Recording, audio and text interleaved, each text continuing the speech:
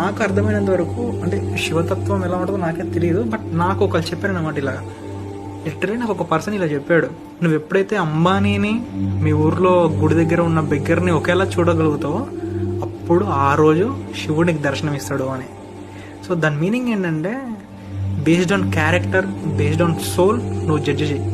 డబ్బుని బట్టి అని అహంకారాలు చాలా ఉంటాయి, చాలా ఫ్యాక్టర్స్ వస్తాయి. వాడు చదువుకున్నాడు, చదువులేనోడా, లేదా డబ్బు లేనోడా, జాబ్ లేనోడా, ఎక్సెట్రా ఉంటాయి. వాటన్నిటిని బేసిస్ మీద నువ్వు కంపేర్ చేసుకుని ఒకటికి రెస్పెక్ట్ ఇచ్చి ఇంకొకటికి రెస్పెక్ట్ ఇవ్వలేదంటే నువ్వు అజ్ఞానంలో ఉన్నావని. నీకు శివుడు ఎప్పుడు దర్శనం ఇస్తాడో, లేదంటే శివతత్వం ఏదైనా ఉంది అంటే సుఖం దుఃఖం ఏది లేని స్టేటే శివుడు, ప్రేమ ద్వేషం లేని స్టేటే శివుడు. డబ్బు ఉన్నప్పుడు, డబ్బు లేకుండా భిక్షాటన చేసినప్పుడు నీ మైండ్ స్టేట్ ఒకేలా ఉందంటే నువ్వే శివుడు.